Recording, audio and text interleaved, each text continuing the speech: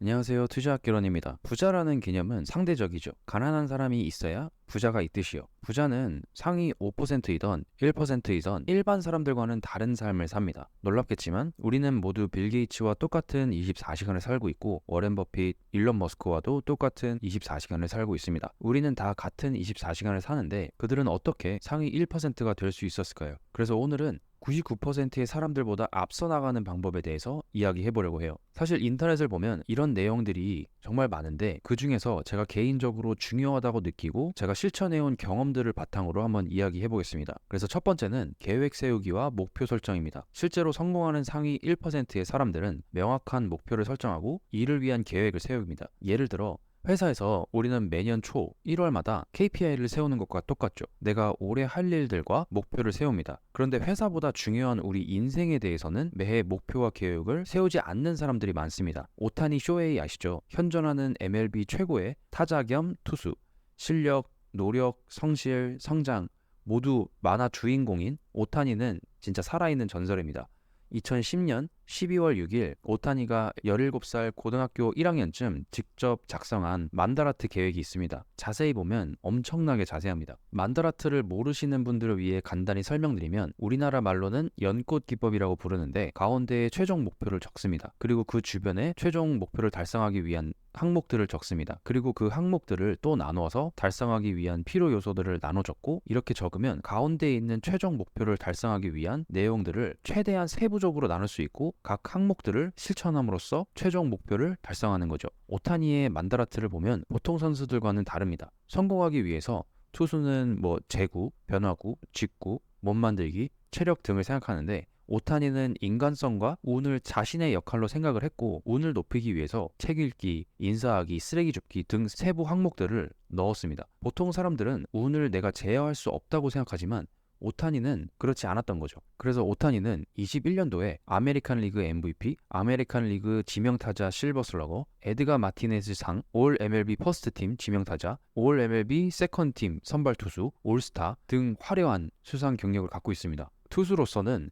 130이닝에 출전해서 156탈삼진, 46개의 홈런, 138안타, 100타점, 103득점이라는 메이저리그 역사상 최초의 퀸튜플 100이라는 경이로운 기록을 달성해요. 메이저리그 최초로 한 시즌에 100이닝, 100탈삼진, 100안타, 100타점, 100득점으로 투수, 타자 5개 부문 세 자릿수 기록을 돌파하는 퀸듀플 100 역사의 주인공이 됩니다. 원래는 투수인데 투수뿐만 아니라 타자로서도 진짜 어마어마한 실력입니다. 결국 상위 1%는 목표와 이를 위한 계획이 있습니다. 이런 사람들이 결국에는 성공합니다. 참고로 제가 5년 전에 그린 만다라트입니다. 저는 당시에 월 300만 원을 만드는 게 목표였는데 이 목표는 이미 달성을 했습니다. 저는 부동산 임대업 수익을 위주로 월 300만 원을 만드는 것이 목표여서 보면 경매, 임대업, 데이터 분석 등이 주였고 그 외에 경제 지식, 절약, 멘탈 등등이 있습니다. 혹시 월 300이 목표시라면 제 만다라트를 참조하셔도 됩니다. 그러나 본인에게 맞는 목표와 계획을 짜는 것이 중요합니다. 왜냐하면 사람마다 모두 다 상황이 다르니까요. 물론 인생은 계획만 짠다고 성공하는 건 아닙니다. 계획이 있으면 실천이 있어야 하죠.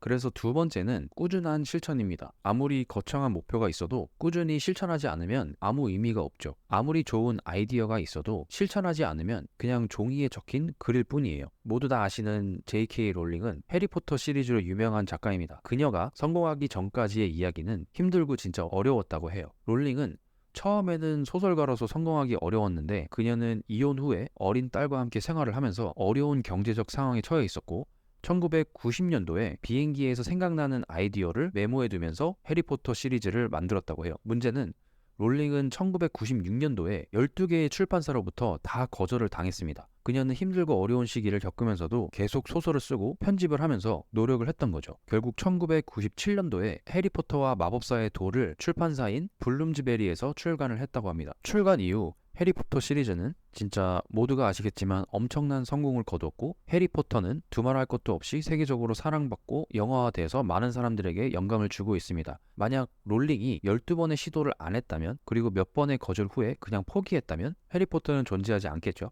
롤링의 꾸준한 노력과 열정과 실천이 결국 성공을 만든 거죠. 롤링은 처음 아이디어를 얻은 후에 7년 동안 노력을 했고 12번의 거절을 받았고 결국에는 성공을 했습니다. 제가 좋아하는 짤 중에 하나가 김연아 선수의 짤인데, 예전에 다큐멘터리에서 카메라 감독님이 무슨 생각을 하면서 스트레칭을 하세요? 라고 물어보는 내용이 있습니다. 거기서 김연아 선수가 한 말이 무슨 생각을 해? 그냥 하는 거지. 이렇게 말하는 내용이 있습니다. 이걸 보면서 느낀 게 성공하는 사람들은 그냥 생각하지 않습니다. 그냥 합니다. 목표가 정해지고 계획이 있으면 꾸준히 귀찮아도 비가 와도 눈이 와도 두 번 생각하지 않고 습관처럼 그냥 합니다. 저도 운동 가기 귀찮고, 저도 일하기 귀찮고, 저도 스크립트 쓰기 귀찮고 하기 싫은 적들이 많은데, 그럴 때마다 그냥 눈 감고 아무 생각 없이 그냥 해버립니다. 그렇게 하는 것이 결국에는 성공하는 지름길인 거죠. 세 번째는 상위 1%는 대중을 따르지 않습니다. 인간은 생존과 번식을 위해서 무리를 지어서 생활을 할 수밖에 없는데, 내가 혼자 야생에 떨어지게 되면 스스로를 지킬 수 없을 뿐더러 몇 개월을 생존하지 못하고 죽을 거예요. 그리고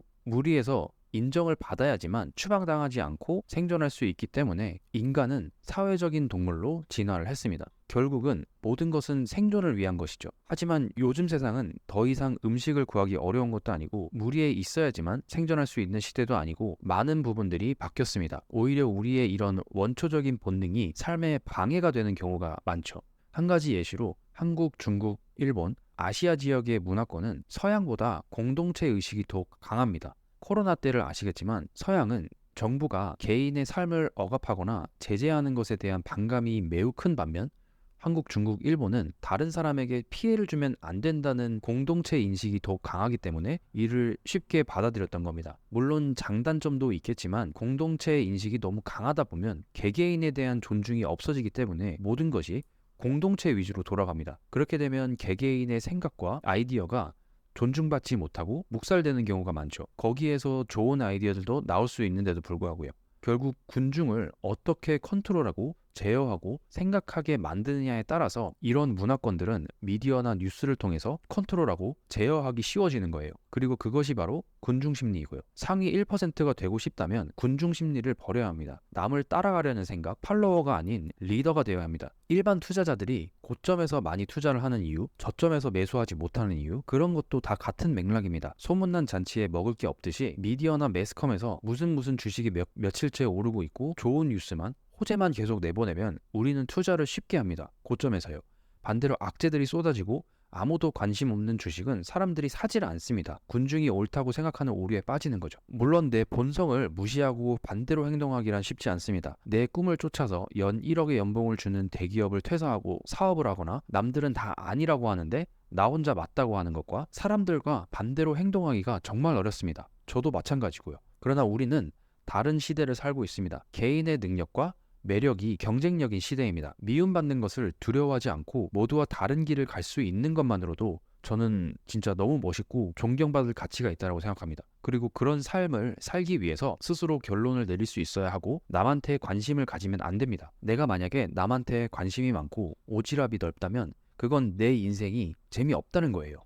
내 인생이 너무 재미있고 내가 너무 바쁘다면 다른 사람은 신경 쓸 시간도 없습니다. 내 할 일을 해야 하니까요. 그래서 네 번째는 심리적 그리고 육체적인 건강입니다. 심리적인 안정과 육체적인 안정은 인생에 있어서 매우 중요합니다. 최소한 6시간을 자는 이유, 모든 걸 한 번에 몰아서 하지 않는 이유, 술, 담배를 하지 않는 이유, 모두 다 육체와 정신의 컨디션을 최고로 만들기 위함입니다. 조금 생소할 수 있지만 영국의 기업가이자 사업가, 버진그룹의 창업자인 리처드 브랜슨은 21년 기준 94억 달러의 자산가입니다. 브랜슨은 청소년 시절부터 운동을 사랑하고 건강한 생활 방식을 추구했습니다. 그는 스쿠버 다이빙, 세일링, 스노우보드, 자전거 타기 등 다양한 운동을 즐깁니다. 브랜슨은 성공과 동시에 많은 스트레스를 겪었는데, 그는 심리적으로 건강을 중요시하고 스트레스를 관리하는 방법을 익혔던 거죠. 매일 명상과 휴식 시간을 갖는 등 심리적으로 안정을 유지하려고 많은 노력을 했어요. 레이 달리오도 마찬가지로 명상의 중요성에 대해서 끊임없이 강조합니다. 그래서 두 분 다 육체적과 심리적인 건강을 그들의 성공 요인이라고 합니다. 그 이유가, 혹시 여러분 위닝 아세요? 축구 게임 위닝을 하다 보면 선수들의 컨디션에 따라서 실력치가 바뀝니다. 그런데 만약 선수들이 항상 빨간색이면 얼마나 좋을까요? 바로 이걸 만드는 거예요. 빨간색. 퍼포먼스의 차이가 어마어마하게 다릅니다. 같은 시간을 소비를 해도 효율과 능률이 10배는 높습니다. 컨디션이 좋으면요. 그래서 육체적으로 건강한 상태를 유지하면 체력과 에너지가 향상됩니다. 이는 더 많은 노력과 업무를 처리할 수 있는 능력을 갖추게 해주고, 안정된 상태에서 일을 할 수 있기 때문에 집중력을 올릴 수 있습니다. 그리고 심리적으로 안정된 상태에서는 창의성과 문제 해결 능력이 올라갑니다. 그래서 저는 매주 최소 3회 운동을 하고 있고, 명상은 마음이 불안할 때 언제 어디서나 조용한 곳을 찾아가서 명상을 합니다. 사실 명상은 핸드폰과 이어폰만 있으면 됩니다. 많은 분들이 명상을 어려워하시는데 진짜 별거 없습니다. 그냥 10분 동안 생각을 지우는 겁니다. 유튜브에서 10분 명상 찾아보시면 물소리, 새소리, 자연의 소리를 10분 동안 들으면서 지금 현재 이 순간을 오감으로 느끼는 거예요. 그게 그냥 명상이에요. 인간은 하루에 수많은 감정을 느끼는데 이 감정들은 호르몬과 뇌에서 일어나는 화학적 반응들입니다. 불안, 행복, 기쁨, 슬픔, 두려움 모두 그냥 뇌에서 일어나는 화학적인 반응들인데, 이것들을 컨트롤하기 위한 운동이 명상이에요. 감정에 휘둘리지 않고 심리적인 운동을 하는 거죠. 내가 왜 불안한 감정을 느끼는지를 분석을 하고 원인을 찾은 다음에 내가 할 일들을 정리를 합니다. 그럼에도 막연한 불안감이 아직 남아있다면 명상을 합니다. 이런 식으로 저는 육체와 심리적인 관리를 하려고 노력하고 있습니다. 확실히 운동과 명상을 하는 것과 안 하는 것에는 퍼포먼스의 차이가 정말 큽니다. 그래서 항상 컨디션을 빨간색으로 유지하기 위해서 심리적, 육체적인 건강이 중요한 거죠. 이 둘이 최고 상태면 퍼포먼스를 정말 최고로 끌어올릴 수 있습니다. 마지막 5번째는 자존감입니다. 성공한 사람들을 항상 보면 자존감이 높습니다. 자존감은 스스로를 믿는 마음입니다. 스스로를 믿는다는 건 내가 내리는 선택들을 믿는다는 거고, 선택을 믿는다는 건 내 선택이 잘못됐거나 문제가 생겨도 스스로 책임지고 처리하겠다는 마음입니다. 즉 스스로를 믿기 때문에 책임감도 높은 거죠. 반대로 자존감이 낮다는 건 책임을 지지 않겠다는 태도입니다. 회피입니다. 실패에 대한 두려움으로 인해 책임을 지지 않겠다는 생각으로 회피를 하는 겁니다. 자존감이 높은 사람들은 그래서 적극적입니다. 알았어, 내가 할게, 내가 책임질게, 이런 마인드죠. 스스로를 믿기 때문에 책임지겠다는 마음이 생기고 그로 인해 적극적이게 되는 겁니다. 스스로에 대한 능력과 가치에 대한 믿음이 강하니까 적극적으로 도전하고 노력할 수 있는 거죠. 그리고 이런 자의식은 많은 시간과 훈련이 필요합니다. 저 사람도 성공하는데 나는 왜 못해? 나는 할 수 있어. 저 사람이나 나나 똑같은 인간인데 나는 왜 못해? 나는 할 수 있어. 이런 마인드입니다. 그래서 자존감은 선순환 사이클입니다. 우선 작게 시작하고 끊임없이 빌드업 하면서 자존감이 크게 성장합니다. 우선 책임을 지려는 마음을 가지고 선택을 내립니다. 그 선택이 실패를 해도 성공할 때까지 끊임없이 노력합니다. 그렇게 성공을 하게 되면 자존감이 올라가고 더 적극적으로 책임을 지려고 합니다. 그래서 또 새로운 선택이 나와 실패를 하게 되면 포기하지 않고 끝까지 노력하고 다시 성공을 해서 자신감이 오르고, 자신감이 오르면 또 자존감이 올라갑니다. 이런 식으로 자존감은 선순환적인 현상으로 꾸준히 차근차근 빌드업 됩니다. 그래서 이 사이클에서 가장 중요한 단계는 실패에서 성공하는 단계가 매우 중요합니다. 실패에서 성공의 경험이 무수히 많이 쌓이다 보면 그 어떤 실패에도 두려움이 없어집니다. 실패는 성공의 과정이 되고 선순환 구조로 자존감이 계속 성공을 하는 거죠. 그래서 실패를 많이 하고 포기하지 않고 성공을 만드는 연습을 많이 한 사람일수록, 그리고 성공을 많이 경험한 사람일수록 자존감이 높습니다. 그래서 오늘은 상위 1%의 사람이 되는 법, 그리고 99%의 사람을 앞서 나가는 방법에 대해서 이야기해봤어요. 중요한 점은 이러한 방법들을 실제로 실천하는 겁니다. 일상생활에서 조금씩 적용하고 지속적인 노력과 행동을 하면 제가 장담하는데 실패할 수 없습니다. 무조건 성공합니다. 그래서 마지막으로 정리하면 목표와 계획을 수립하고 꾸준히 실천하고 스스로의 길을 개척하면서 육체와 심리적 건강을 유지하고 자존감이 높은 사람들은 성공할 수밖에 없습니다. 오늘 내용도 유익했다면 구독과 좋아요 부탁드릴게요. 시청해주셔서 감사합니다.